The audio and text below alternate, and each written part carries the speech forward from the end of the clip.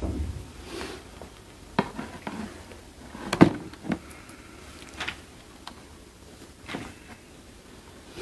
اللہ الرحمن الرحیم۔ سورہ البقرہ کی آیت نمبر 232 یہاں تک گزشتہ درس میں ہم نے ترجمہ کیا تھا۔ آگے آیت نمبر 233 والوالدات یرضعن اولادہن، والدتن کی جمع والدات، مائیں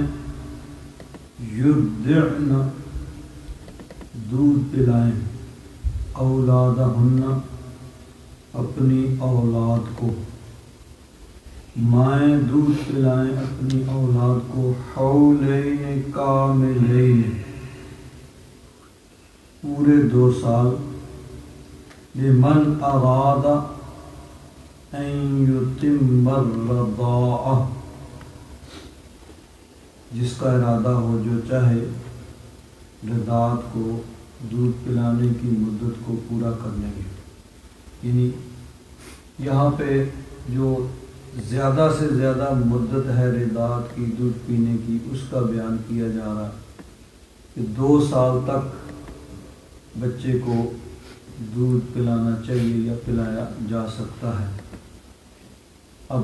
کم کی مدت بیان نہیں ہوئی، بلکہ میکسیمم جو زیادہ سے زیادہ مدت ہے۔ اب 2 سال کے بعد پھر بچے کو ماں دودھ نہیں پلا سکتی، اس کا چھڑانا ضروری ہے۔ 2 سال تک زیادہ سے زیادہ مدت ہے۔ وَعَلَى الْمَوْلُودِ لَهُ، المولود لہو اس سے مراد باپ ہے، والدہ یالدو اس سے والدن اس میں فاعل ہے، اور مولود اس میں مفعول جو بچہ پیدا ہوا، اور مولود لہو جس کے لیے بچہ پیدا ہوا، یعنی والدن کی بجائے المولود لہو معنی وہی ہو گیا کہ جس کا بچہ ہے، رزقہن و کسوتہن بالمعروف اس کے اوپر لازم ہے عورتوں کا رزق، یعنی ان کی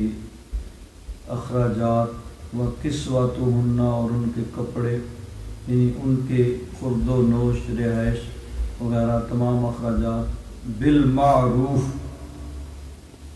روٹین کے مطابق اس پہ اخراجات لازم ہوں گے۔ یہ نہیں ہے کہ اس کی آمدن تھوڑی ہو تو اس پہ زیادہ لازم کیے جائیں، یا اس کی آمدن تو زیادہ ہو لیکن وہ اس کے مطابق نہ دینا چاہے۔ دونوں چیزوں کو مد نظر رکھ کے اس کے حساب سے اس پہ اخراجات لازم ہیں۔ لا تکلف نفس الا وسعها، نہیں مکلف کیا جاتا کسی جان کو، پابند نہیں کیا جاتا کسی پہ، کوئی چیز لازم نہیں کی جاتی، الا وسعها مگر اس کی وسعت کے مطابق، جتنا اس کی وسعت ہے، جتنا اس کے اندر طاقت ہے، اس کے مطابق اس پہ بوجھ ڈالا جائے گا۔ لا تضار والدۃ بولدہا، والدۃ ماں بچے کی، اس کو تکلیف نہیں پہنچائی جائے گی، بولدہا اس کے بچے کی وجہ سے، ولا مولود لہ بولدہ اور نہ جس کا بچہ یعنی باپ اس کو تکلیف پہنچائی جائے گی اس کے بچے کی وجہ سے۔ اب اس میں دونوں کو کہا گیا کہ نہ ماں کو تکلیف پہنچائی جائے گی نہ باپ کو، کہ بعض اوقات یہ یعنی علادگی کی صورت میں اب بچے کے دودھ وغیرہ پلانے کا مسئلہ ہے، تو اگر ماں دودھ پلا سکتی ہے تو باپ زبردستی اس سے چھین کر کسی اور سے نہیں دودھ پلوا سکتا۔ اسی طرح اگر بچہ کسی اور کا دودھ نہیں پیتا ہے تو اب ماں پہ لازم ہوگا کہ اس کو دودھ پلائے، یعنی اگر وہ نہ دودھ پلائے گی تو تو بچے کو نقصان ہوگا اور اس کی وجہ سے اس کے باپ کو تکلیف ہوگی۔ تو فرمایا لا تضار والدۃ بولدہا ولا مولود لہ بولدہ، کہ نہ تو ماں کو تکلیف پہنچائی جائے گی اس کے بچے کی وجہ سے، نہ اس کے باپ کو اس کے بچے کی وجہ سے تکلیف پہنچائی جائے گی۔ وَعَلَى الْوَارِثِ مِثْلُ ذَلِكَ، اور وارث پر بھی اسی کی مثل، یعنی اگر باپ نہیں ہے تو کوئی دوسرا جو ہے وہ اس کے اخراجات اٹھائے۔ فَإِنْ أَرَادَا فِصَالًا عَنْ تَرَاضٍ مِّنْهُمَا وَتَشَاوُرٍ فَلَا جُنَاحَ عَلَيْهِمَا، اور اگر انہوں نے فصال مطلب دودھ چھڑانے کا ارادہ کیا، عَنْ تَرَاضٍ مِّنْهُمَا، باہمی رضامندی سے، وَتَشَاوُرٍ، اور باہمی مشورے سے، فَلَا جُنَاحَ عَلَيْهِمَا، تو ان پر کوئی حرج نہیں، یعنی میکسیمم جو زیادہ سے زیادہ مدت ہے وہ تو 2 سال ہے، اور اس سے پہلے بھی دودھ چھڑایا جا سکتا ہے، اس میں کوئی حرج نہیں اگر بچے کو کوئی تکلیف نہیں ہے، یعنی دوسرا دودھ پیتا ہے یا کھانا وغیرہ کھا لیتا ہے۔ وَإِنْ أَرَدْتُمْ أَن تَسْتَرْضِعُوا أَوْلَادَكُمْ، اور اگر تم چاہو کہ تم اپنی اولاد کو، اپنے بچوں کو دودھ پلاؤ، یہاں مراد یہ ہے کہ خاوند اور بیوی میں علیحدگی ہو چکی ہے اور بچہ جو ہے اس کو دودھ ماں کی بجائے کسی اور سے پلوایا جائے، فلا جناح علیکم، تو تم پر کوئی حرج نہیں، اذا سلمتم ما آتیتم بالمعروف، جب کہ تم سپرد کرو جو کچھ تم نے دینا ہے معروف طریقے سے، یعنی اس کی اجرت اس کو دی جائے۔ یعنی یہ صورتیں کبھی کبھی اس طرح کی صورتحال پیدا ہوتی ہے، عام طور پر یہ چیز نہیں ہوتی ہے۔ تو اگر ایسی صورت ہے کہ بچہ دودھ پینے کی عمر ہے اور اس کے ماں باپ میں علیحدگی ہو چکی ہے، تو باپ اگر کسی اور سے دودھ پلوانا چاہتا ہے تو اس کی اجرت معروف طریقے سے اس کو دینی پڑے گی۔ وَاتَّقُوا اللَّهَ وَاعْلَمُوا أَنَّ اللَّهَ بِمَا تَعْمَلُونَ بَصِيرٌ، اور اللہ تبارک و تعالیٰ سے ڈرتے رہو اور جان رکھو کہ اللہ تبارک و تعالیٰ جو کچھ تم کرتے اس کو دیکھنے والا ہے۔ اب یہاں ایک اور اہم مسئلہ اس کے ضمن میں یہ آتا ہے جس کو رضاعت کہا جاتا ہے۔ ایک تو ہے جو یہاں بیان ہوا کہ بچے کے لیے رضاعت کی مدت کم از کم کتنی ہونی چاہیے اس کا کوئی نہیں ہے، وہ اس کے یعنی اگر وہ دوسرا دودھ پی لیتا ہے یا کھانا وغیرہ کھا لیتا ہے تو اس سے پہلے بھی چھڑایا جا سکتا ہے، لیکن زیادہ سے زیادہ مدت 2 سال ہے۔ 2 سال کے بعد ماں بچے کو دودھ نہیں پلا سکتی، یہ زیادہ سے زیادہ مدت ہے، اس کے بعد اس کا چھڑانا لازم ہے۔ اب اس میں ایک رضاعت کا مسئلہ آتا ہے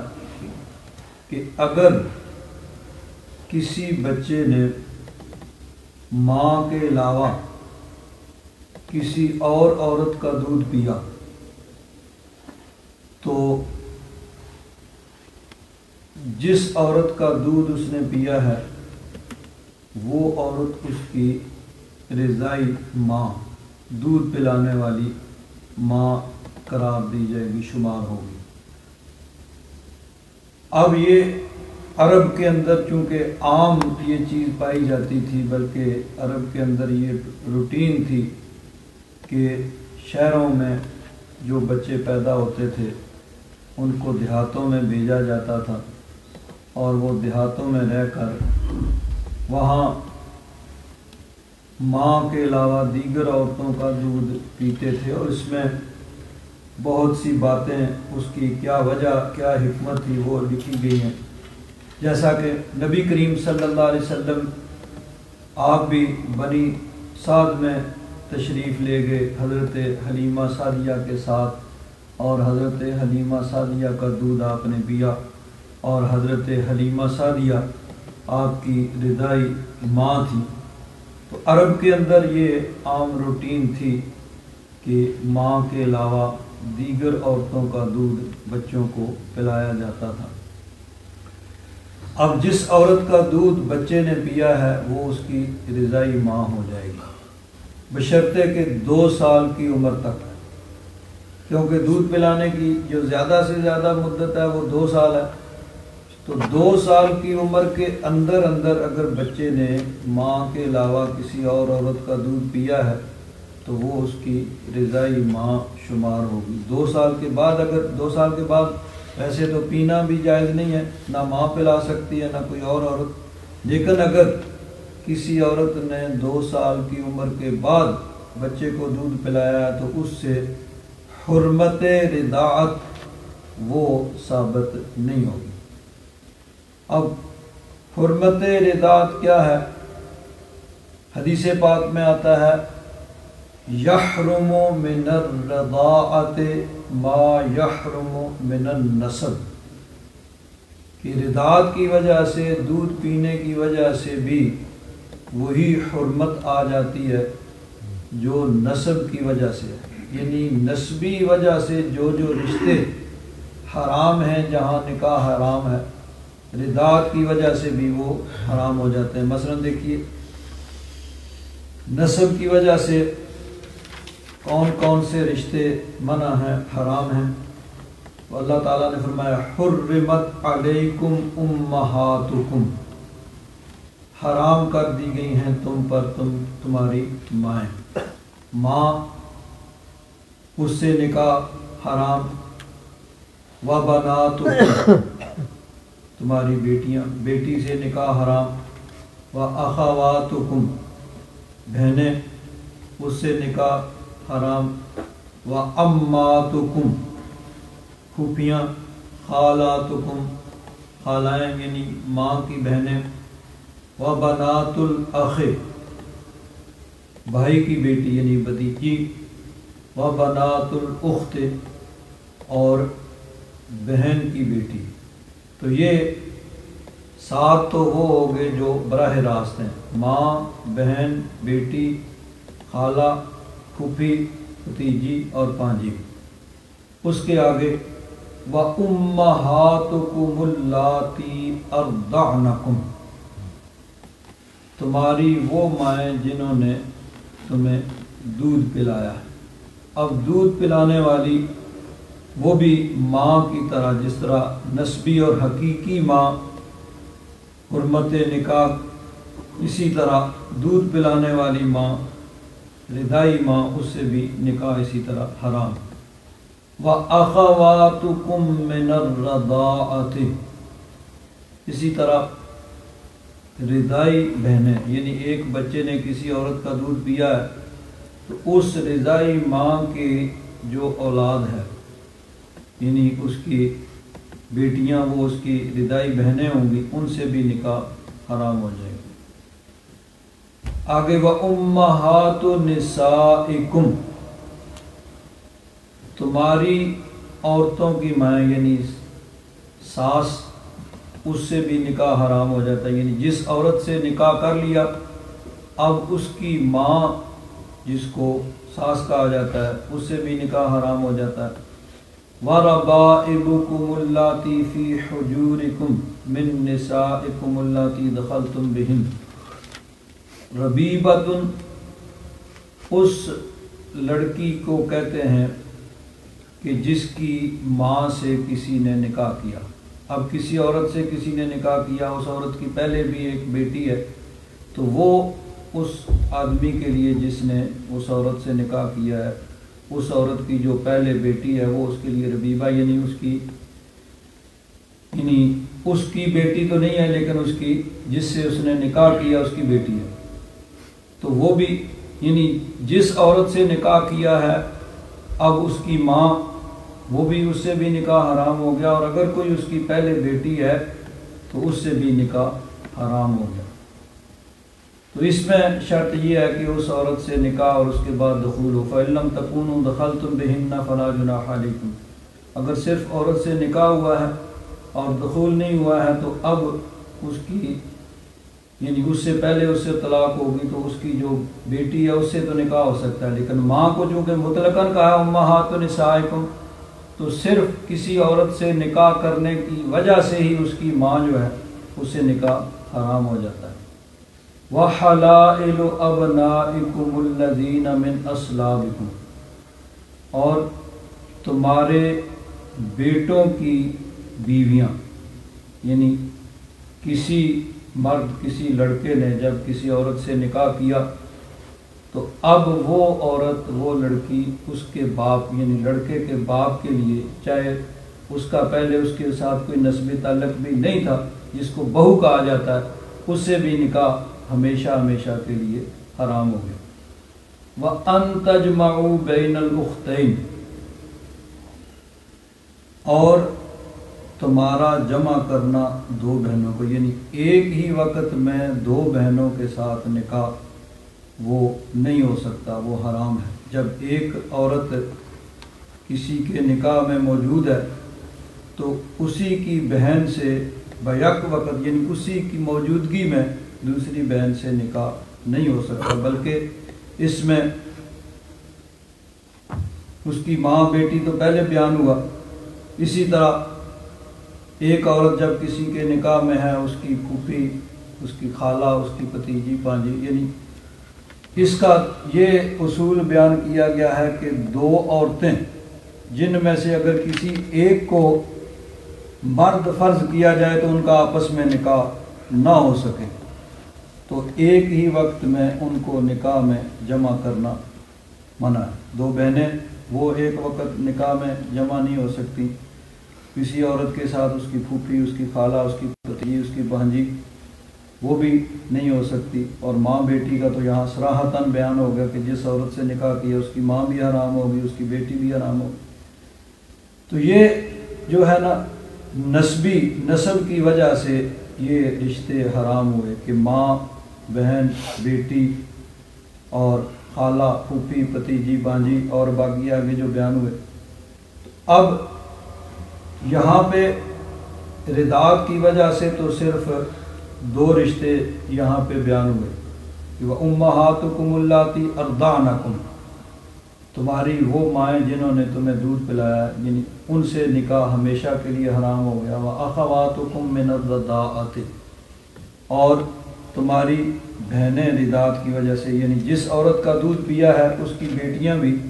اسی طرح اگر کسی لڑکی نے کسی عورت کا دودھ پیا ہے ماں کے علاوہ تو اس عورت کے بیٹے جو ہیں وہ اس کے رضاعی بھائی ہوں گے، ان سے اس کا نکاح نہیں ہو سکے گا۔ تو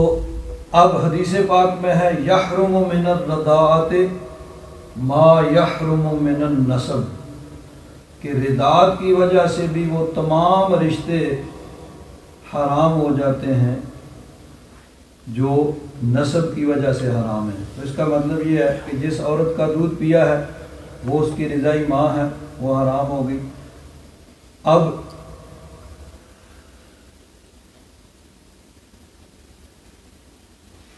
اسی طرح رضاعی بیٹی، یعنی اگر کسی لڑکی نے کسی عورت کا دودھ پیا ہے تو جس عورت کا دودھ پیا ہے اب وہ اس کے خاوند کے لیے حرام ہو گئی کہ اس کی رضاعی بیٹی بن گئی۔ وَأَخَوَاتُكُمْ، جس عورت کا دودھ پیا ہے اس کی بیٹی دودھ پینے والے کے لیے اس کی بہن قرار پائے گی۔ اگر کسی لڑکی نے دودھ پیا ہے تو جس کا دودھ پیا اس کا بیٹا اس کا بھائی قرار پائے گا۔ اسی طرح نسب کی وجہ سے پھوپھی حرام ہے۔ تو اب جس عورت کا دودھ پیا ہے اس کا خاوند جو ہے اس کی بہنیں وہ اس کی رضاعی پھوپھیاں قرار پائیں گی، جس عورت کا دودھ پیا ہے اس کی بہنیں رضاعی خالائیں وہ قرار پائیں گی۔ اور اسی طرح بنات الاخت اور بنات الاخ، بھائی اور بہن کی بیٹی، اب جس عورت کا دودھ پیا ہے اس کے اولاد جو ہے بیٹا بیٹی وہ اس کے رضاعی بھائی بہن قرار پائے، تو اب رضاعی بہن بھائی کی جو اولاد ہوگی وہ اس کے رضاعی بھتیجا اور رضاعی بھانجا بھانجی یہ قرار پائیں گے۔ تو یہ سارے رشتے جو نسب کی وجہ سے حرام ہوتے ہیں وہ رضاعت کی وجہ سے بھی حرام ہو جاتے ہیں کہ دودھ پینے کی وجہ سے پھر وہ سارے رشتے اس کے لیے حرام ہو جاتے ہیں۔ اب اس میں بھی احتیاط ہونی چاہیے کہ بلا ضرورت پہلی تو یہ ہے کہ کوئی بھی عورت کسی دوسرے کے بچے کو دودھ نہ پلائے، اور اگر رضاعت کی مدت یعنی 2 سال کے اندر، 2 سال کے بعد تو ویسے ہی نہ ماں کا پینا جائز ہے نہ کسی اور عورت، تو اگر کسی عورت نے کسی بچے کو بچی کو دودھ پلایا ہے رضاعت کی عمر کے اندر، تو اب اس کی پھر یعنی اس کو احتیاط اور اس کو یاد رکھنا ضروری ہے، کیونکہ جو نسب کی وجہ سے رشتے حرام ہیں وہ رضاعت کی وجہ سے بھی حرام ہو جاتے ہیں، تو وہاں پہ نکاح نہیں ہو سکتا۔ ایک حدیث پاک میں آتا ہے کہ ایک صحابی کا ایک عورت سے نکاح ہوا، تو وہ نکاح ہو گیا، ایک عورت آئی اور آ کر کہنے لگی کہ میں نے تو ان دونوں کو دودھ پلایا تھا، یعنی وہ کوئی رشتہ نہیں تھا لیکن عرب کے اندر ایسے عام ہوتا تھا، تو اس نے کہا کہ میں نے ان دونوں کو دودھ پلایا تھا، یعنی اب وہ دونوں رضائی بہن بھائی ہیں۔ تو پھر نبی کریم صلی اللہ علیہ وسلم کی بارگاہ میں مقدمہ پیش ہوا، تو حضور نے ان کا نکاح ختم کرنے کا فیصلہ صادر کیا کہ جب وہ کہہ رہی ہے تو اس کے کہنے کی وجہ سے ان کا نکاح۔ اب اس میں یہ ہے کہ بعض معاملات ایسے ہوتے ہیں کہ صرف ایک عورت کی گواہی ان میں کافی ہوتی ہے، جو خاص عورتوں کے معاملات ہیں، تو اب اس ایک کے کہنے کی وجہ سے اس رشتے کو ختم کیا گیا کہ اس نے کہا کہ میں ان دونوں کو دودھ پلایا، اب اس کے کہنے کی وجہ سے وہ یعنی اگر دونوں نے اس کا دودھ پلایا تو وہ رضائی بہن بھائی ہیں، ان کو معلوم نہیں تھا لیکن اس نے کہنا، تو اب اس ایک کی گواہی، عام طور پر عورتوں کو یہ شکایت ہوتی ہے بھئی عورتوں کی گواہی کو آدھا شمار کیا جاتا ہے کہ ایک مرد اور اگر دوسرا مرد گواہ موجود نہیں ہے تو پھر 2 عورتیں گواہی دیں، لیکن بعض معاملات میں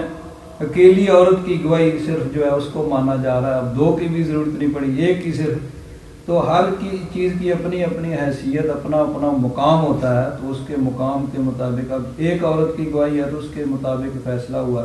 کہ ٹھیک ہے بھئی جب وہ کہہ رہی ہے تو اس کی وجہ سے ان کے نکاح کے ختم کرنے کا حضور نے حکم صادر فرمایا۔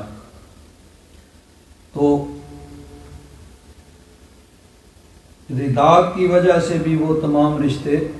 حرام ہو جاتے ہیں جو نسب کی وجہ سے حرام ہوتے ہیں۔ اس میں بچوں کو دودھ پلانے کا ذکر ہوا، تو اس میں بھی ایک خاص بات ہے کہ بچوں کو جو ہے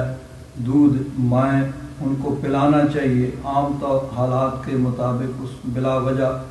یعنی جس طرح آج کل دنیا میں روٹین ہے کہ صرف ان کو دوسرا دودھ پلایا جاتا ہے، یا تو یہ بھی چیز مناسب نہیں ہے، اس کی بھی ایک خاص اس میں اثر ہوتا ہے ماں کے دودھ کا۔ اب شرعی طور پر یہ لازم تو نہیں ہے، کم از کم مدت جو ہے اس کا بیان نہیں ہوا کہ جب چاہیں وہ اس کو چھڑا سکتے ہیں، زیادہ سے زیادہ مدت جو ہے 2 سال بیان ہوئی ہے، لیکن بہرحال اس کا بھی ایک اثر ہوتا ہے، تو یہ چیز جو ہے اس میں بلا وجہ اس کو دودھ چھڑا کے صرف دوسرا دودھ پلانا یہ اب شرعی طور پر لازم نہیں ہے، لیکن اخلاقی طور پر یعنی یہ ہونا چاہیے۔ اب اس کے بارے میں ایک بڑی دلچسپ اکبر الہٰبادی کا شعر ہے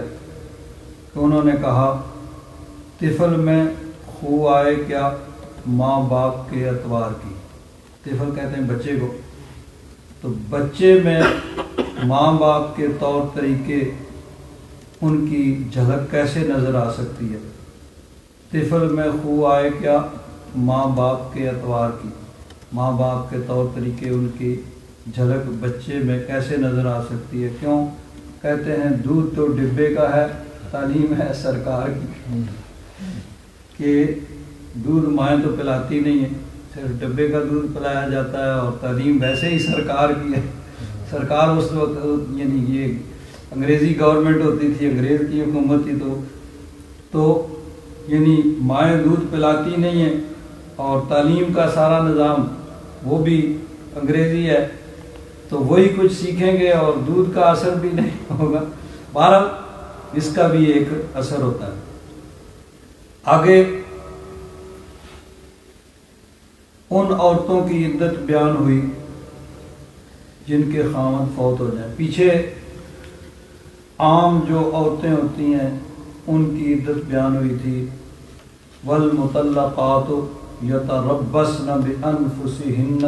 ثلاثۃ قروء، کہ وہ عورتیں جن کو طلاق دی جائے وہ اپنے آپ کو روکے رکھیں 3 قروء۔ قروء سے مراد یہاں حیض کے ایام ہے، اور اس میں یہ تفصیل سے بیان ہوا کہ جو شرعی اور جائز طریقہ ہے کہ پہلی تو یہ بات ہے کہ طلاق اللہ تبارک و تعالیٰ کو جائز کاموں میں سے جو سب سے زیادہ ناپسندیدہ چیز ہے وہ طلاق ہے، کہ سب سے جائز ہے کہ بعض اوقات یعنی حالات اس نہج پہ، اس مقام پہ پہنچ جاتے ہیں کہ اس کے سوا کوئی چارہ نہیں رہتا، لیکن حتی الامکان اس سے بچنا چاہیے کہ اللہ تبارک و تعالیٰ کو جائز کاموں میں سے سب سے زیادہ جو چیز ناپسند ہے وہ طلاق ہے۔ لیکن بہرحال بعض اوقات پھر اس کے سوا کوئی چارہ نہیں ہوتا، تو اس صورت میں یہ ہے کہ عورت عدت گزارے گی، اور عام حالات کے مطابق عدت اس کی 3 قروء بیان ہوئی، یعنی 3 حیض۔ تو اس کا شرعی اور جائز طریقہ یہ ہے کہ پاکیزگی کی حالت میں طہر کی مدت میں اس کو 1 طلاق دی جائے، پھر اگر دوسری دینی ہے تو دوسرے طہر میں دوسری، تیسرے، اور سب سے بہتر جو طریقہ ہے وہ یہ ہے کہ صرف 1 طلاق دی جائے طہر کی حالت میں، پھر اس کا 1 حیض، دوسرا، تیسرا حیض گزرے گا، اس کی عدت ختم ہو جائے گی، اس کے بعد وہ کہیں اور نکاح کر سکتی ہے۔ اس کا فائدہ یہ ہوگا کہ چونکہ 1 طلاق دی ہے تو عدت کے اندر رجوع کر سکتا ہے، اور عدت گزر گئی ہے تو اس کے بعد بھی اگر دونوں کسی بھی وقت رضامند ہوں، چاہے سال بعد، 2 سال بعد، 10 سال بعد، 20 سال بعد، کسی بھی وقت اگر دونوں رضامند ہوں تو ان کا دوبارہ نکاح ہو سکتا ہے۔ اور تینوں اگر دے دیے یعنی الگ الگ 3 طہر کے اندر 3 طلاق دیے تو جائز تو ہے، لیکن اس کا آگے نقصان یہ ہوگا کہ اب اس کے بعد ان کا نکاح نہیں ہو سکتا۔ اور اکٹھی ایک ہی مجلس میں 3 طلاقیں دینا یا ایک ہی لفظ سے 3 طلاقیں دینا یہ حرام، گناہ، اللہ تبارک و تعالیٰ کی نافرمانی ہے، لیکن بہرحال نافذ تو وہ بھی ہو جائیں گی۔ تو طلاق کی صورت میں عورت کے لیے عدت 3 قروء یعنی 3 حیض تک، اس کے بعد اس کی عدت ختم ہوگی، اور اگر عمر رسیدہ ہے تو پھر 3 مہینے اس کی عدت شمار ہوگی، اس کا بیان دیگر آیات میں ہے۔ اسی طرح اگر حاملہ ہو تو اس کی عدت وضع حمل یعنی بچے کا پیدا ہونا ہے۔ اب یہاں پہ عدت وفات کا بیان ہے کہ اگر کوئی آدمی فوت ہو جاتا ہے تو اس کی جو منکوحہ اس کی بیوی ہے اس نے بھی عدت گزارنی ہے، تو وہ ہے 4 مہینے اور 10 دن۔ اللہ تبارک و تعالیٰ نے ارشاد فرمایا والذین یتوفون منکم، جو تم میں سے فوت ہو جائیں، وَيَذَرُونَ أَزْوَاجًا، اور اپنے پیچھے بیوی یا بیویاں چھوڑ جائیں، يَتَرَبَّصْنَ بِأَنفُسِهِنَّ 4 أشهر و10، تو وہ اپنے آپ کو روکے رکھیں 4 مہینے اور 10 دن۔ اب یہاں 4 مہینے چاند سے مراد ہوں گے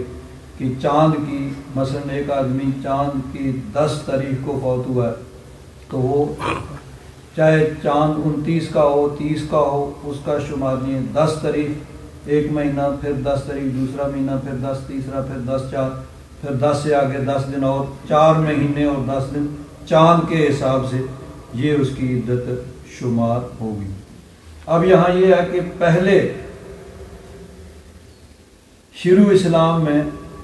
عدت جو ہے وہ 1 سال تھی، اس کا بیان جو ہے وہ آگے آ رہا ہے اگلے رکوع میں، والذین یتوفون منکم ویذرون ازواجا،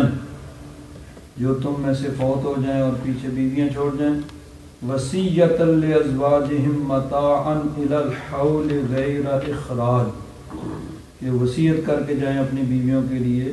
سال کا خرچہ بغیر نکالے، یعنی ان کو نکالا نہیں جائے، یعنی اس وقت عدت 1 سال ہوتی تھی۔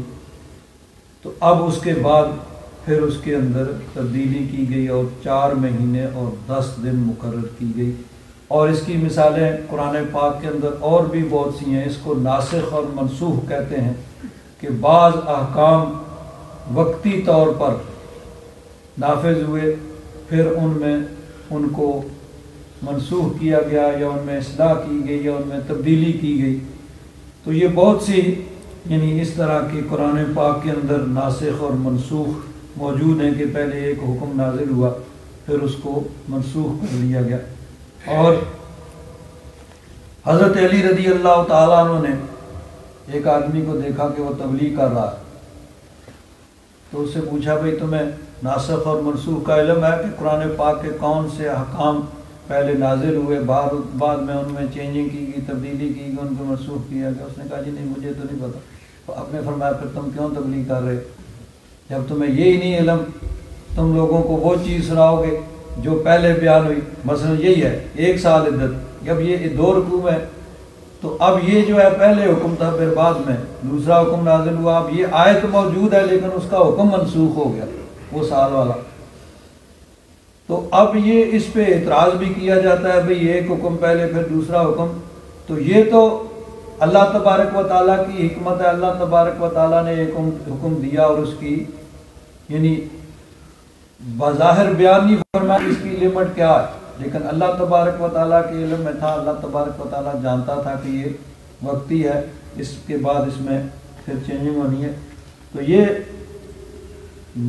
ناسخ اور منسوخ قرآن پاک کے اندر ہیں، اور اس پہ کافروں نے اعتراض بھی کیا۔ اللہ تبارک و تعالیٰ پہلے سپارے کے اندر یہ موجود ہے کہ انہوں نے یہ اعتراض کیا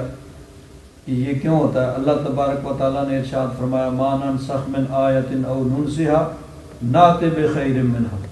جس آیت کو ہم منسوخ کرتے ہیں یا اس کو بلا دیتے ہیں تو اس سے بہتر لے آتے ہیں اور مثل یا اس جیسی۔ تو یہ اللہ تبارک و تعالیٰ مالک ہے، وہ جو چاہے حکم دے، جب چاہے حکم دے، جب چاہے کسی چیز سے منع کر دے۔ بندے کا کام ہے اس کی اتباع کرنا، فالو کرنا، جو حکم الہی ہے اس کے مطابق چلنا، اس پہ اعتراض کسی بندے کی مجال نہیں ہے۔ تو یہ بھی ان احکام میں سے ہے جو پہلے نازل ہوئے پھر ان میں تبدیلی کی گئی۔ اب اس میں یہ بھی ہے کہ بعض آیات یعنی ایک حکم نازل ہوا، بعد میں اس میں تبدیلی کی گئی، تو وہ آیات موجود ہیں لیکن ان کا حکم منسوخ ہو گیا۔ جس طرح یہ ہے کہ آیت موجود ہے سال والی لیکن اب اس کا حکم ختم ہو گیا۔ حکم یہ ہے، یہ جو ہے کہ وہ 4 مہینے 10 دن عدت گزاریں گے۔ بعض صورتوں میں وہ آیات بھی منسوخ ہوئیں اور ان کی تلاوت بھی منسوخ ہوگی، یعنی اس کو کہا جاتا ہے کہ یہ اس کا حکم تو منسوخ ہے لیکن آیت موجود ہے، اس کی تلاوت کی جاتی ہے۔ اور بعض ہیں کہ وہ ان کا حکم بھی منسوخ ہے اور تلاوت بھی ختم ہو گئی، یعنی وہ اور آیتیں اب قرآن پاک کے اندر موجود نہیں ہیں۔ اور تیسری صورت یہ ہے کہ وہ آیات ان کی تلاوت تو نہیں کی جاتی ہے لیکن ان کا حکم موجود ہے۔ ایسی بھی مثالیں موجود ہیں کہ آیات قرآن پاک کے اندر پہلے نازل ہوئیں، بعد میں ان کی تلاوت منسوخ ہو گئی لیکن ان کا حکم اب بھی موجود ہے۔ مثلا یہ جو شرعی حکم ہے کہ بدکاری کرنے والے مرد اور عورت ان کو شادی شدہ اگر ہیں تو ان کو رجم کیا جائے، اگر غیر شادی شدہ ہیں تو ان کو کوڑے لگائے جائیں، اور اگر شادی شدہ ہیں تو ان کو رجم کیا جائے۔ اب رجم کی آیت قرآن پاک میں اس وقت تلاوت نہیں کی جاتی، پہلے نازل ہوئی تھی پھر اس کی تلاوت منسوخ ہوگی لیکن حکم اس کا اب بھی موجود ہے۔ تو یہ یعنی اس کی 3 صورتیں ہیں۔ ایک صورت یہ ہے کہ جو یہاں ہے کہ تلاوت کی جاتی ہے قرآن پاک کے اندر، وہ آیت اب بھی موجود ہے لیکن اس کا حکم صرف منسوخ ہو گیا کہ پہلے 1 سال عدت تھی، یعنی خاوند فوت ہوا، عورت 1 سال عدت گزارے گی، پھر اس میں تبدیلی کی گئی کہ 4 مہینے 10 دن عدت گزارے گی۔ آیتیں دونوں موجود ہیں لیکن پہلی آیت کا حکم منسوخ ہے۔ دوسری صورت یہ ہے کہ حکم بھی منسوخ ہو گیا اور تلاوت بھی منسوخ ہوگی کہ یعنی وہ آیتیں قرآن پاک کے اندر اب موجود ہی نہیں ہیں۔ اور تیسری صورت یہ ہے کہ تلاوت منسوخ ہوگی، حکم موجود ہے، جس طرح یہ رجم کا حکم ہے۔ تو یہ 4 مہینے اور 10 دن عدت جو ہے وہ شریعت میں مقرر کی گئی۔ پہلے سال تھی، پھر اس میں تبدیلی کر کے 4 مہینے اور 10 دن مقرر کی گئی۔ والذین یتوفون منکم، جو تم میں سے فوت ہو جائیں، ویذرون ازواجا، اور پیچھے اپنی بیویاں چھوڑ جائیں، یتربصن بانفسہن، وہ اپنے آپ کو روکے رکھیں، 4 اشہر و 10 4 مہینے اور 10 دن۔ تو پہلے جو عدت بیان ہوئی تھی وہ عام عورتوں کی تھی کہ اگر طلاق کی صورت میں وہ 3 قروء یعنی 3 حیض ان کی عدت ہے۔ اگر خاوند فوت ہو جائے تو پھر اس کی عدت 4 مہینے اور 10 دن ہے۔ اور اگر عورت حاملہ ہے تو اس صورت میں پھر اس کی عدت وضع حمل یعنی بچے کا پیدا ہونا ہوگا، وہ چاہے جلدی پیدا ہو جائے یا دیر سے پیدا ہو، کیونکہ اس کا قرآن پاک میں وَأُولَاتُ الْأَحْمَالِ أَجَلُهُنَّ أَن يَضَعْنَ حَمْلَهُنَّ، کہ جو حمل والیاں ہیں ان کی عدت یہ ہے کہ بچہ پیدا ہو جائے۔ اب اس میں پھر آگے ایک علمی بحث ہے کہ ایک طرف یہ ہے کہ اگر خاوند فوت ہو جائے تو عورت جو ہے 4 مہینے اور 10 دن عدت گزارے، اور دوسری طرف یہ ہے کہ حمل والیاں ان کی عدت وضع حمل ہے۔ اب یہ بھی ہو سکتا ہے کہ خاوند کے فوت ہونے کے 1-2 دن بعد، مہینے بعد، 2 مہینے بعد بھی بچہ پیدا ہو سکتا ہے، اور یہ بھی ہو سکتا ہے کہ 6-7-8 مہینے کے بعد بچہ پیدا ہو۔ اب اس لیے پھر اس میں علماء کا اختلاف ہوا کہ کیا صورت ہو سکتی ہے۔ اصول یہ ہے کہ جو حکم بعد میں نازل ہوا وہ پہلے والے کا، یعنی اس میں پہلے والے میں یا تو اس کو منسوخ کرتا ہے یا اس میں تخصیص کی جاتی ہے۔ اب یہ حضرت عبداللہ بن مسعود فرماتے ہیں کہ سورہ طلاق والی آیت بعد میں نازل ہوئی، تو اس کا مطلب یہ ہے کہ اس نے اس میں تخصیص کر دی کہ باقی ساری عورتیں جو ہیں جن کا بھی خاوند فوت ہو جائے ان کی عدت 4 مہینے اور 10 دن ہے، لیکن اگر وہ حاملہ ہے تو اس کی عدت وضع حمل ہے، چاہے وہ 1 مہینے کے بعد بچہ پیدا ہو جائے چاہے 8 مہینے کے بعد پیدا ہو، تو جب بھی بچہ پیدا ہوگا اس کی عدت اس وقت ختم ہوگی، کیونکہ وہ بعد میں نازل ہوئی ہے تو اس نے اس میں تخصیص کر دی کہ باقی ساری عورتوں کی عدت وفات کی صورت میں تو 4 مہینے اور 10 دن ہے، لیکن حمل والی جو ہے اس کی عدت وضع حمل ہے کہ جب بچہ پیدا ہوگا تو اس کی عدت ختم ہو جائے گی۔ تو فرمایا والذین یتوفون منکم ویذرون ازواجا، جو تم میں سے فوت ہو جاتے ہیں اور پیچھے اپنی بیویاں چھوڑ جاتے ہیں، یتربصن بانفسہن، وہ اپنے آپ کو روکے رکھیں، 4 اشہر و 10 4 مہینے اور 10 دن، فَإِذَا بَلَغْنَ أَجَلَهُنَّ، پس جب وہ اپنی مدت کو پہنچ جائیں یعنی عدت ختم ہو جائے، فَلَا جُنَاحَ عَلَيْكُمْ، تو تم پر کوئی حرج نہیں ہے، یعنی ان کے اولیاء ان کے جو سرپرست ہیں ان کو حکم دیا جا رہا ہے کہ تم پر کوئی حرج نہیں ہے، فیما فعلن فی انفسہن بالمعروف، جو اپنے بارے میں وہ فیصلہ کریں معروف طریقے سے، یعنی اگر کہیں وہ نکاح کرنا چاہتی ہیں اور وہ عام روٹین اور شرعی شریعت کے مطابق ہے تو اب اس میں رکاوٹ نہیں ڈالنی چاہیے۔ واللہ بما تعملون خبیر، اور اللہ تبارک و تعالی تمہارے کاموں کو دیکھنے والا ہے۔ اب اس میں ایک بڑی اہم بات ہے کہ ہمارے معاشرے کے اندر بیوہ کے لیے دوسرا نکاح جو ہے اس کو بہت زیادہ معیوب سمجھا جاتا ہے کہ کسی عورت کا خاوند اگر فوت ہو گیا ہے تو وہ دوسرا نکاح کرے تو اس کو معیوب سمجھا جاتا ہے، برا سمجھا جاتا ہے، حالانکہ شرعی اعتبار سے یہ بات درست نہیں ہے۔ اصل میں یہ چیز ہندوؤں کے اندر پائی جاتی تھی، اور ہندوؤں سے آگے پھر مسلمانوں کے اندر بھی یہ بات، یعنی بہت سی رسمیں، بہت سے رواج، بہت سی باتیں ہندوانہ کلچر کی وہ مسلمانوں کے اندر پائی جاتی ہے۔ اب ظاہر بات ہے کہ ہر عورت کی اپنی اپنی حیثیت، اپنا اپنا مقام، اپنا اپنا وہ حالات ہوتے ہیں، اس کے مطابق اس نے فیصلہ کرنا ہے۔ اگر کوئی عمر رسیدہ ہے تو ظاہر بات ہے تو اس کو حاجت نہیں ہوگی، لیکن اگر کوئی جوان عورت ہے، بیوہ ہو گئی ہے، تو اس کے نکاح میں کوئی حرج نہیں ہے، نہ اس میں کسی کو رکاوٹ ڈالنی چاہیے شریعت کے مطابق، بلکہ اس کا اہتمام کرنا چاہیے کہ بجائے اس کے کہ کوئی خرابی پیدا ہو، کوئی غلط کام ہو، کوئی گناہ کا کام ہو، شریعت کے مطابق اگر اس کا نکاح کر دیا جائے تو یہ بہتر ہے بجائے اس کے کہ اس میں کوئی خرابی پیدا ہو۔ تو اللہ تبارک و تعالیٰ نے بھی فرمایا کہ جب وہ اپنی مدت کو پہنچ جائیں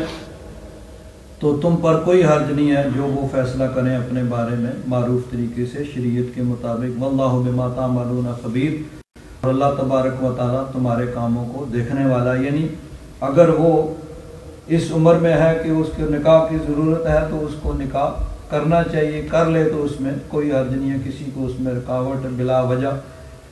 جبکہ کوئی شرعی مجبوری اور شرعی رکاوٹ نہ ہو، کوئی شریعت کی خلاف ورزی نہ ہو تو اس میں کوئی حرج نہیں ہے، کسی کو رکاوٹ نہیں ڈالنی چاہیے۔ آگے جو آیت ہے اس میں بھی ایک بڑا اہم مسئلہ بیان ہوا کہ جب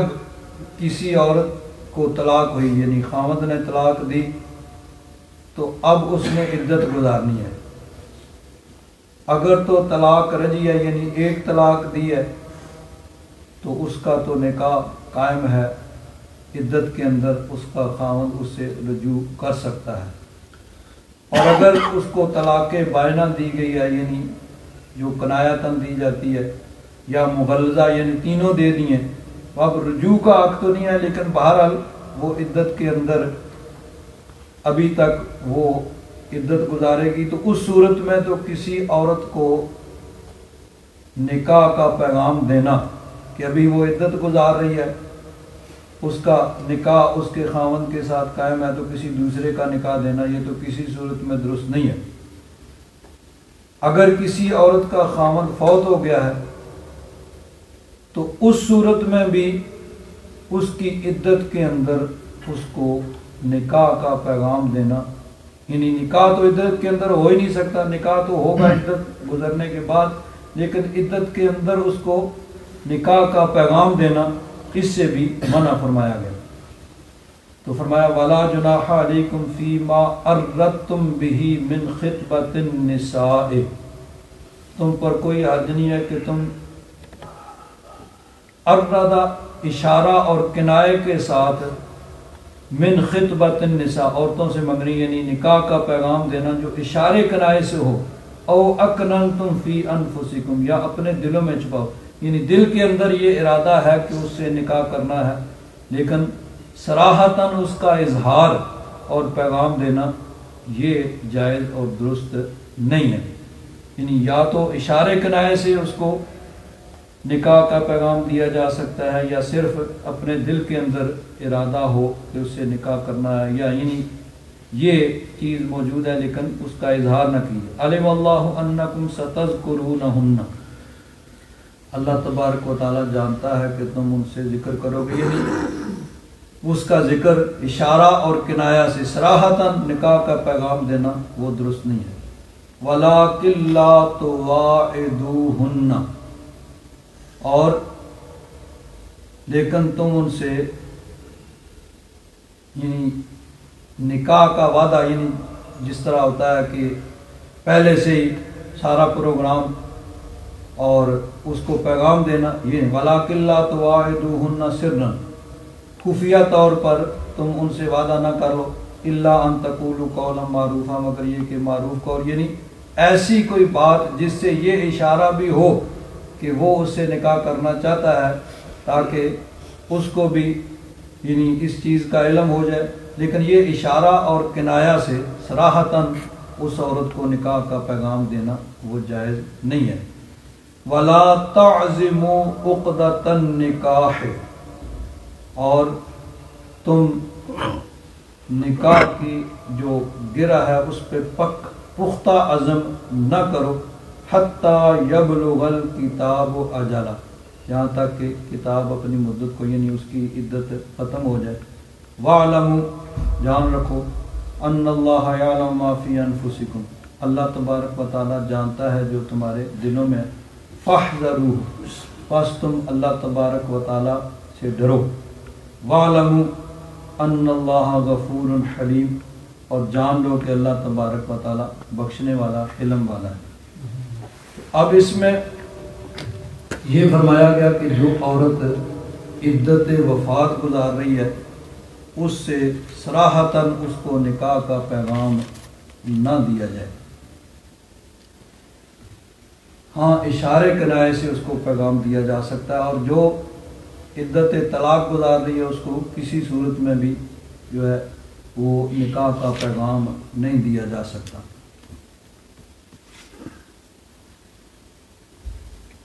اس کے بارے میں شرعی جو احکام ہیں وہ یہ ہے کہ عورت نے عدت گزارنی ہے، طلاق کی صورت میں بھی اور وفات کی صورت میں بھی، اور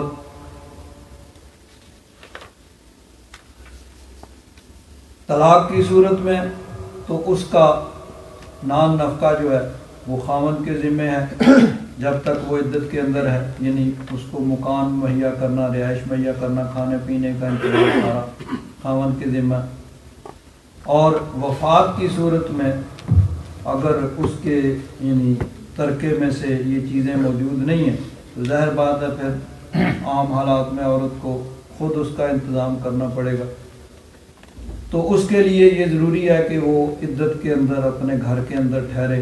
اور اس میں زیب و زینت وغیرہ یہ ساری چیزیں جو ہیں وہ منع ہیں جب تک وہ عدت کے اندر ہے۔ تو ایک تو اسی گھر کے اندر اور بلا ضرورت وہاں سے نکلنا وہ منع ہے، اور پھر اس کے لیے زیب و زینت یہ تمام چیزیں اس کی عدت کے اندر منع ہیں۔ اب یہ عام جو ہے کہ کوئی آدمی فوت ہوتا ہے تو اس کا صرف 3 دن کے لیے جائز ہے، اس سے زیادہ نہیں۔ ہاں جس عورت کا خاوند فوت ہو جائے اس کے لیے 4 مہینے اور 10 دن، یہ جو عدت ہے وہی سوگ، اور یعنی 4 مہینے اور 10 دن اس نے اس کا سوگ کرنا ہے، اس کی عدت گزارنی ہے۔ حدیث پاک میں نبی کریم صلی اللہ علیہ وسلم نے ارشاد فرمایا، ام المومنین حضرت ام حبیبہ رضی اللہ تعالیٰ عنہ وہ راوی ہیں، وہ فرماتی ہیں کہ رسول اللہ صلی اللہ علیہ وسلم نے ارشاد فرمایا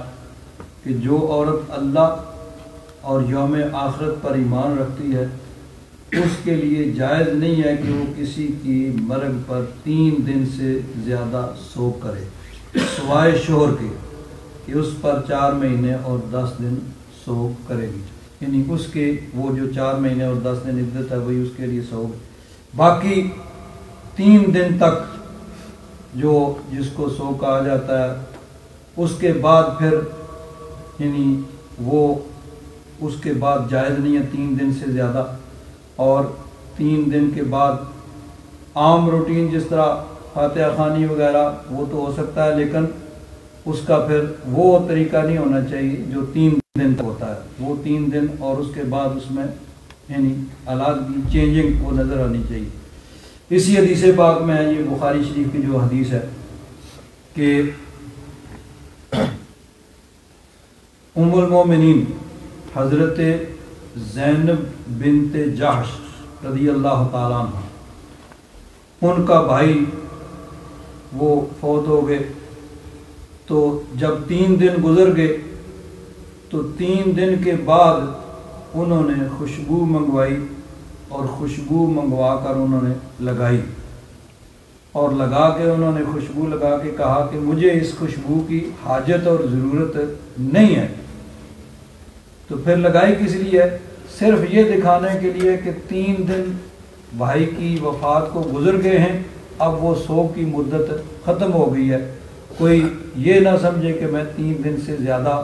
سوگ کر رہی ہوں، کہ نبی کریم صلی اللہ علیہ وسلم نے 3 دن سے زیادہ سوگ کرنے سے منع کیا ہے۔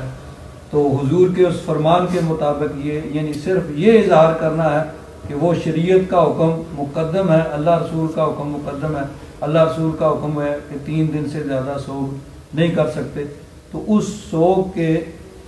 اختتام کا اظہار اس طریقے سے کیا جا رہا ہے۔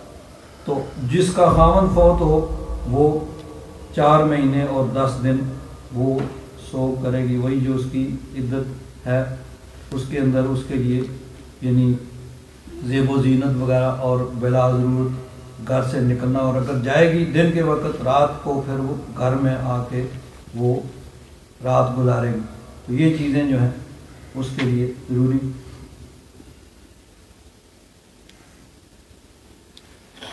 اب یہاں ایک اور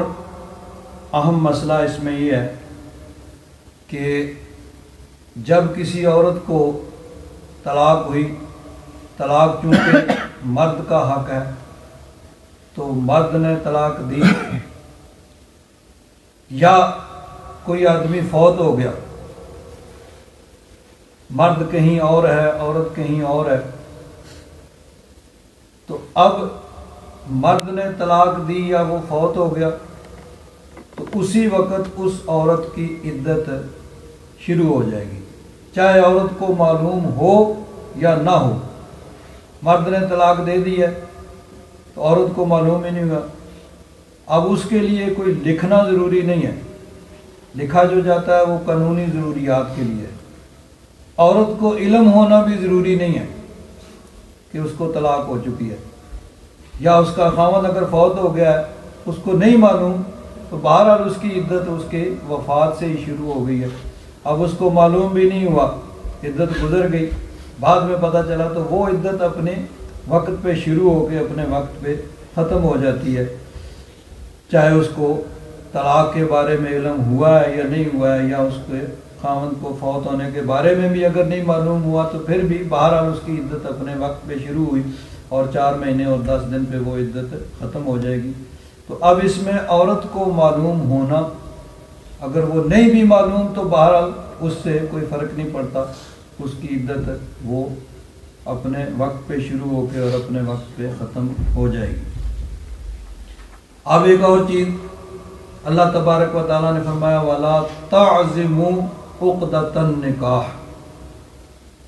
اور جب تک عدت پوری نہ ہو جائے ان سے نکاح کا پختہ عزم نہ کرو۔ یعنی اب اس میں یہ ہے کہ ایک ہوتا ہے انسان کے دل کے اندر کوئی خیال پیدا ہوتا ہے صرف کسی چیز کا، تو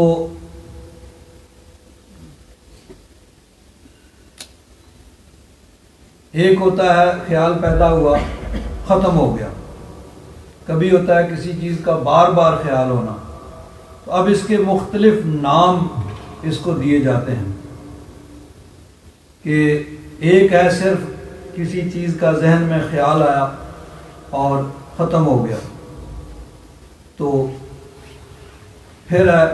کہ بار بار کسی چیز کا خیال آ رہا ہے۔ اگر صرف دل کے اندر خیال آیا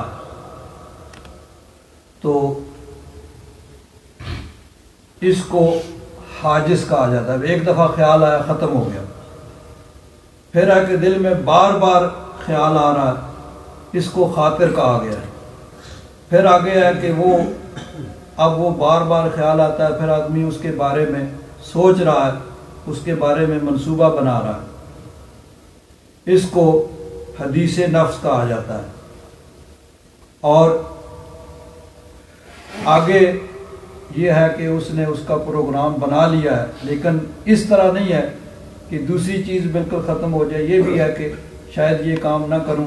یا اس میں یہ نقصان ہوگا، یہ ہوگا، اس کو ہم کہا گیا۔ اور جب پختہ ارادہ کر لیا کہ یہ کام کرنا ہی کرنا ہے چاہے کچھ بھی ہو جائے، اس کو پھر عزم کہا جاتا ہے۔ تو اب اس میں شرعی اعتبار سے بھی یہ ہے کہ حدیث پاک میں آتا ہے کہ جب کوئی آدمی کسی گناہ کا ارادہ کرتا ہے تو اللہ تبارک و تعالیٰ کی طرف سے فرشتے کو یہ حکم ہے کہ تم اس کا گناہ نہ لکھو جب تک وہ اس معصیت کا ارتکاب نہ کرے۔ یعنی اگر صرف دل میں خیال آیا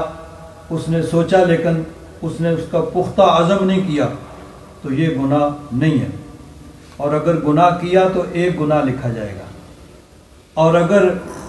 نیکی کا دل میں خیال آیا، صرف خیال آنے سے ہی ایک نیکی اس کے لیے لکھ دی جاتی ہے، اور اگر وہ نیکی کرتا ہے تو پھر اللہ تبارک و تعالیٰ 10 گنا 70 گنا 700 گنا یا اس سے بھی زیادہ اس کے لیے نیکیاں لکھتے ہیں۔ اب یہاں جو ہے، یہاں مراد یہی ہے کہ وہ دل میں گناہ کا خیال آیا، ایک دفعہ آیا یا بار بار آتا ہے لیکن اس نے اس کا پختہ عزم نہیں کیا، لیکن جب اس نے پختہ عزم کر لیا گناہ کا تو اب عزم کی وجہ سے، اس کا پختہ ارادہ کرنے کی وجہ سے وہ اس کا گناہ اس کے لیے لکھا جائے گا۔ جس طرح دوسری حدیث پاک میں ہے، حضرت ابو بکر صدیق رضی اللہ تعالیٰ عنہ روایت کرتے ہیں کہ رسول اللہ صلی اللہ تعالیٰ علیہ وسلم نے ارشاد فرمایا کہ جب 2 مسلمان تلواروں سے لڑیں تو قاتل اور مقتول دونوں جہنمی ہیں، یعنی دونوں ایک دوسرے پہ حملہ آور ہوں، یا جس طرح اس زمانے میں تلواریں ہوتی تھیں، آج اس سے علاوہ کوئی اسلحہ ہے، ایک دوسرے کو وہ قتل کرنے کی کوشش کر رہے ہیں، تو ایک نہیں کامیاب ہوا دوسرا کامیاب ہو گیا، ایک نے دوسرے کو قتل کر دیا، تو فرمایا قاتل اور مقتول دونوں جہنم میں۔ تو عرض کیا گیا کہ یا رسول اللہ، یہ قاتل وہ تو چلو اس نے دوسرے آدمی کو قتل کیا تو وہ تو گناہ گار ہوا اور اس کی وجہ سے وہ جہنم کا مستحق ٹھہرا، تو مقتول کس وجہ سے جہنم میں جائے گا؟ تو آپ نے فرمایا کہ وہ اپنے حریف کے قتل پر حریص تھا، یعنی اس کا بھی ارادہ اس کو قتل کرنے کا تھا، اب کامیاب نہیں ہوا یہ الگ بات ہے،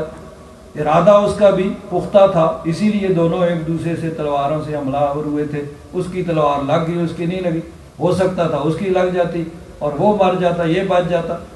تو چونکہ پختہ عزم تھا تو اس عزم کی وجہ سے وہ گناہ گار ہے۔ تو اگر صرف دل میں خیال آتا ہے اور انسان اس کا پختہ ارادہ نہیں کرتا تو وہ تو گناہ نہیں ہوگا، لیکن اگر کسی گناہ کا پورا پروگرام بنا لیا ہے اور پھر آگے اس کو موقع نہیں ملا تو وہ جو عزم ہے اس عزم کی وجہ سے بھی وہ گناہ گار ہوگا، کہ اس کی طرف سے تو کوئی کمی نہیں رہی، باقی آگے حالات یا کچھ ایسی صورتحال پیدا ہوئی کہ وہ گناہ نہیں کر سکا۔ تو اس لیے یہاں فرمایا وَلَا تَعْزِمُوا عُقْدَةَ النِّكَاحِ حَتَّى يَبْلُغَ الْكِتَابُ أَجَلَهُ، کہ اس سے نکاح کا پختہ عزم ایسا کہ جس میں دوسری صورت بالکل نہ ہو، یہ نہیں، ہاں ٹھیک ہے کہ اس کو اشارے کنائے سے جو ہے وہ عدت وفات گزارنے والی اس کو نکاح کا پیغام دیا جا سکتا ہے، یا دل کے اندر یہ خیال ہو کہ ٹھیک ہے بھئی اس کی عدت گزرنے کے بعد یہ چیز ممکن ہے، ہو سکتی ہے۔ تو اسی کے ضمن میں پھر یہ بھی بیان کیا گیا کہ اگر کوئی گناہ صرف دل میں خیال آتا ہے تو اس سے تو گناہ نہیں لکھا جاتا، لیکن اگر پختہ عزم کر لیا ہے تو یہ چونکہ اس کی طرف سے کوئی کمی نہیں ہے تو اس کی وجہ سے اس کے لیے گناہ لکھا جائے گا۔ الحمدللہ رب العالمین والصلاۃ والسلام علی حبیبہ سیدنا و مولانا محمد وعلی آلہ واصحابہ اجمعین۔ اللہم انک عفو کریم تحب العفو فاعف عنا یا غفور یا غفور یا غفور. صلی اللہ تعالی علی حبیبہ سیدنا مولانا محمد وعلی آلہ واصحابہ اجمعین.